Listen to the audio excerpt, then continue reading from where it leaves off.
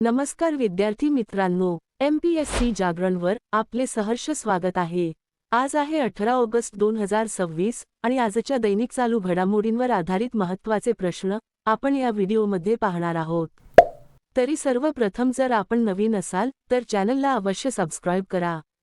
चला तर मग आजच्या व्हिडिओला सुरुवात करूया। प्रश्न 1, नुकताच राष्ट्रीय बिगर नफा दिवस कधी साजरा करण्यात आला आहे? याचे अचूक उत्तर आहे पर्याय बी, ऑगस्ट 17। स्पष्टीकरण, राष्ट्रीय बिगर नफा दिवस दरवर्षी ऑगस्ट 17 रोजी साजरा केला जातो।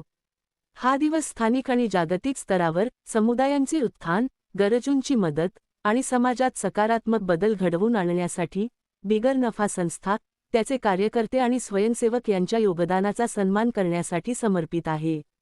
प्रश्न 2, नुकतेच भारताने कोणत्या वर्षापर्यंत 100 गिगावॉट अणुऊर्जा क्षमता साध्य करण्याचे लक्ष्य निर्धारित केले आहे? याचे अचूक उत्तर आहे पर्याय सी, 2047। स्पष्टीकरण, भारताने वर्ष 2047 पर्यंत 100 गिगावॉट अणुऊर्जा क्षमता साध्य करण्याचे लक्ष्य निर्धारित केले आहे। पंतप्रधान नरेंद्र मोदी यांनी स्वातंत्र्यदिनाच्या आपल्या भाषणात या मोठ्या लक्ष्याची घोषणा केली आहे। या दशकाच्या आत 5 नवीन अणुभट्ट्या सुरू करण्याची योजना आहे। प्रश्न 3, नुकतीच 2026 मध्ये पहिली वर्ल्ड ॲथलेटिक्स अल्टिमेट चॅम्पियनशिप कुठे आयोजित केली जाईल? याचे अचूक उत्तर आहे पर्याय बी, बुडापेस्ट। स्पष्टीकरण, वर्ष 2026च्या पहिल्या वर्ल्ड ॲथलेटिक्स अल्टिमेट चॅम्पियनशिपचे आयोजन बुडापेस्ट, हंगेरी येथील नॅशनल ॲथलेटिक्स सेंटर राष्ट्रीय ॲथलेटिक्स केंद्रमध्ये 11 ते 13 सप्टेंबर 2026 दरम्यान केले जाईल। प्रश्न 4, नुकत्याच SBI रिसर्चच्या अहवालानुसार आर्थिक वर्ष 2027च्या पहिल्या तिमाहीत भारताचा GDP वाढीचा दर किती टक्के राहण्याचा अंदाज आहे? याचे अचूक उत्तर आहे पर्याय सी, 8%। स्पष्टीकरण, SBI रिसर्चच्या नुकत्याच आलेल्या अहवालानुसार आर्थिक वर्ष 2027च्या पहिल्या तिमाहीत एप्रिल ते जून दरम्यान भारताचा वास्तविक GDP वाढीचा दर 8% राहण्याचा अंदाज वर्तवण्यात आला आहे। प्रश्न 5, नुकतेच कोणत्या देशाच्या पूर्व भागातील हायफेन्सच्या जंगलात भीषण आग लागली आहे? याचे अचूक उत्तर आहे पर्याय डी, बेल्जियम। स्पष्टीकरण, नुकतीच बेल्जियमच्या पूर्व भागात स्थित हायफेन्स नैसर्गिक राखीव जंगलात भीषण आग लागली आहे। ही बेल्जियमच्या इतिहासातील आतापर्यंतची सर्वात मोठी वणव्याची घटना ठरली आहे। प्रश्न 6, नुकतेच कोणत्या देशाच्या पंतप्रधानांनी आपली भारत भेट रद्द केली आहे? याचे अचूक उत्तर आहे पर्याय बी, बांगलादेश। स्पष्टीकरण, नुकतेच बांगलादेशचे पंतप्रधान तारिक रहमान यांनी आपली प्रस्तावित भारत भेट सध्या रद्द केली आहे। बांगलादेशच्या परराष्ट्र मंत्रालयानुसार ही भेट तोपर्यंत स्थगित राहील जोपर्यंत दोन्ही देशांमधील संबंधांसाठी अनुकूल वातावरण तयार होत नाही, ज्यामध्ये माजी पंतप्रधान शेख हसीना यांच्या प्रत्यर्पणाची म्हणजेच हस्तांतरणाची मागणी हा मुख्य मुद्दा आहे। बांगलादेश देशाची माहिती, राजधानी ढाका, चलन बांगलादेशी टाका, पंतप्रधान तारिक रहमान। आता पाहू बांगलादेशशी संबंधित इतर चालू घडामोडी। अमेरिका आणि बांगलादेश दरम्यान टायगर लाइटनिंग 2026 हा युद्धसराव सुरू झाला। बांगलादेशने आपले दुसरे सर्वात मोठे आणि व्यस्त मोंगला बंदर भारताकडून काढून चीनला दिले। जागतिक बँकेने बांगलादेशसाठी $1.10 कोटी आपत्कालीन आर्थिक मदतीला मंजुरी दिली। इंटरनॅशनल बिग कॅट अलायन्सचा 27वा सदस्य देश बांगलादेश बनला। तमीम इक्बाल यांची बांगलादेश क्रिकेट बोर्डाच्या अध्यक्षपदी निवड झाली। अणुऊर्जेचा वापर करून वीज निर्मिती करणारा जगातील 33वा देश बांगलादेश बनला।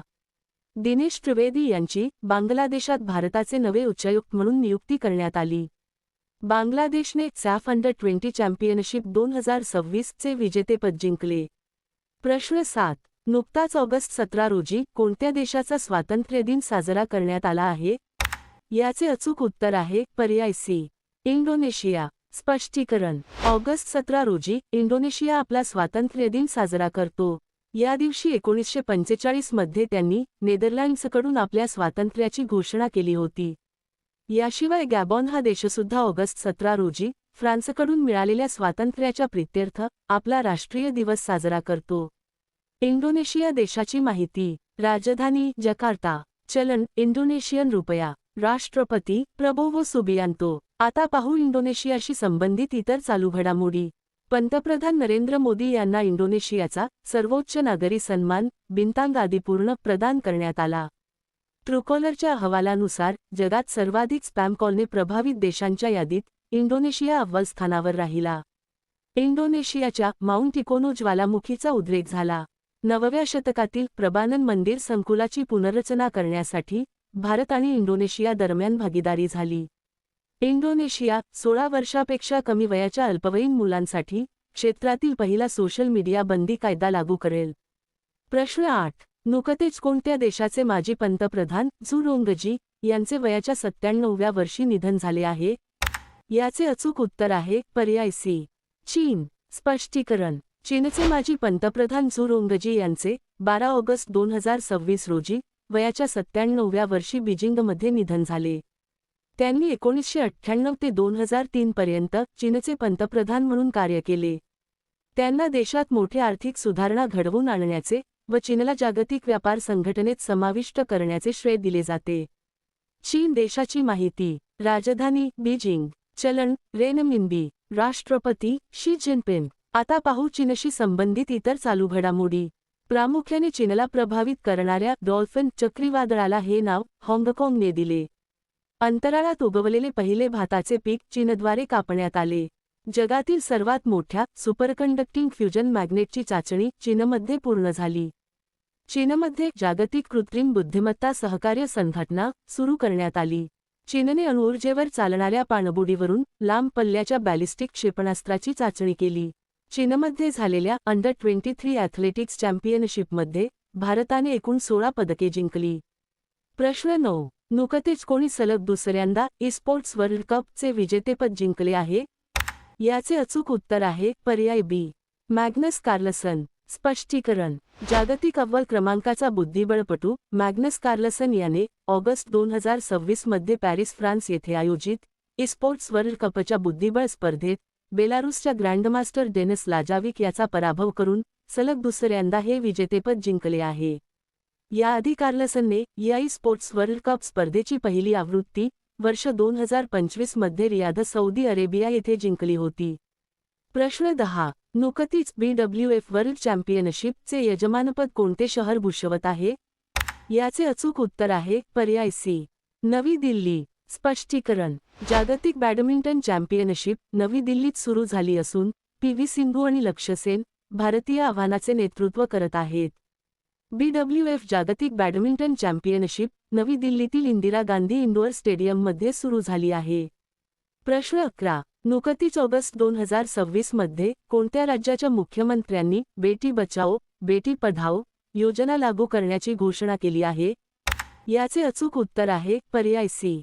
पश्चिम बंगाल. स्पष्टीकरण. ऑगस्ट 2026 मध्ये पश्चिम बंगालचे मुख्यमंत्री सुवेंदू अधिकारी यांनी कोलकात्यात कन्या रत्न दिवस निमित्त राज्यात केंद्राची बेटी बचाओ बेटी पढाओ योजना अधिकृतपणे लागू करण्याची घोषणा केली आहे. पश्चिम बंगाल राज्याची माहिती. राजधानी कोलकाता. मुख्यमंत्री सुवेंदू अधिकारी. राज्यपाल RN रवी. आता पाहू पश्चिम बंगालशी संबंधित इतर चालू घडामोडी. जगातील सर्वात मोठा दही बनवण्याचा प्लांट पश्चिम बंगालमध्ये स्थापन केला जाईल.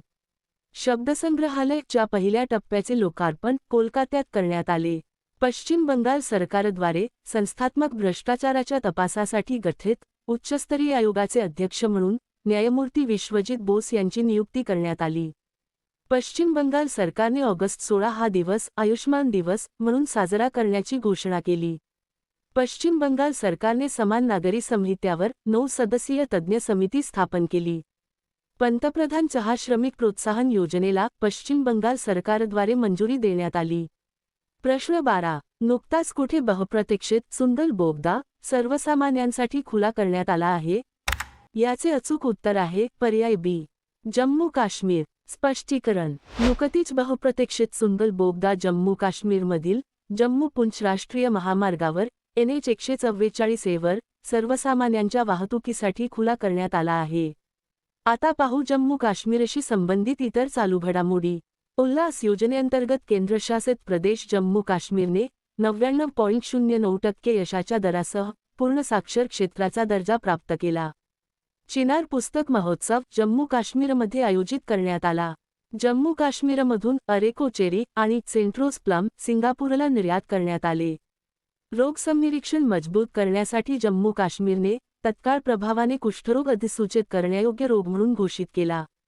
जम्मू काश्मीरमधून अरेको चेरी आणि सेंट्रोस बौराची पहिली खेप संयुक्त अरब अमिरातीला निर्यात करण्यात आली. आता मागील व्हिडिओतील प्रश्न. नुकतेच कोणी कॅनेडियन ओपन महिला एकेरीचे विजेतेपद जिंकले आहे? याचे अचूक उत्तर आहे पर्याय बी. इगा स्विएतेक. आता पाहू अतिशय महत्त्वाचे उजळणी प्रश्न. माजी आरबीआय गव्हर्नर रघुराम राजन यांची यूएस फेडरल रिझर्व्ह टास्क फोर्समध्ये नियुक्ती झाली. भारताच्या पहिल्या आणि सर्वात खोल भूऔष्णिक विहिरींचे संचालन लडाखमध्ये सुरू करण्यात आले. तेलंगणा सरकारने पोलीस शहीदांच्या कुटुंबांसाठी टीजी वीर पोर्टल लॉन्च केले. मानव हत्ती संघर्ष कमी करण्यासाठी उत्तराखंडने हत्तींना रेडिओ कॉलर घालण्याची योजना सुरू केली. सार्वजनिक डेटा सहज शोधण्यासाठी तथ्यकोश नावाचे प्लॅटफॉर्म कर्नाटक सरकारने लॉन्च केले. उदार शक्ती 2026 हा लष्करी सराव भारत आणि मलेशिया दरम्यान आयोजित करण्यात आला. ग्लासगो येथे आयोजित 2026 राष्ट्रकुल खेळात पदक तालिकेत ऑस्ट्रेलिया अव्वल स्थानावर राहिला. आनंद प्रकाश यांची इस्वातिनी येथे भारतीय उच्चायुक्त म्हणून नियुक्ती करण्यात आली. अबेलार्डो डे यांची कोलंबियाचे 36वे राष्ट्रपती म्हणून नियुक्ती करण्यात आली. भारताचे 45वे जागतिक वारसा स्थळ सारनाथ बनले आहे. एचडीएफसी बँकेने मॅक्स फॉर सिनियर्स बचत खाते लॉन्च केले. भारताचे पहिले टेलिकॉम मॅन्युफॅक्चरिंग झोन ग्वाल्हेरमध्ये स्थापन केले जाईल. वर्ल्ड ज्युनियर स्क्वॅश चॅम्पियनशिप 2026चे विजेतेपद अनाहत सिंग हिने जिंकले आहे. भारत आणि चीन सीमा व्यापार नथुला खिंडीतून पुन्हा सुरू झाला. विली वॉल्श यांनी इंडिगोचे मुख्य कार्यकारी अधिकारी म्हणून पदभार स्वीकारला. मलबार गोल्ड अँड डायमंड्सने महेंद्रसिंग धोनी यांना आपला ब्रँड अँबेसेडर बनवले. प्रतिष्ठित लोकमान्य टिळक राष्ट्रीय पुरस्कार अजित डोवाल यांना देण्यात आला. भारतीय भौतिकशास्त्रज्ञ दीपक धाळ यांनी 2026चे डिरॅक पदक जिंकले. पंजाबने नीती आयोगाच्या शाळा शिक्षण निर्देशांकात अव्वल स्थान मिळवले. आता तुमच्यासाठी प्रश्न. नुकतेच कोणत्या राज्य सरकारने संध्या किरण कॅशलेस आरोग्य विमा कवच लॉन्च केले आहे? दिलेल्या पर्यायातून या प्रश्नाचे अचूक उत्तर कमेंट बॉक्समध्ये नक्की द्या. उद्या पुन्हा भेटू पुढील भागात. धन्यवाद.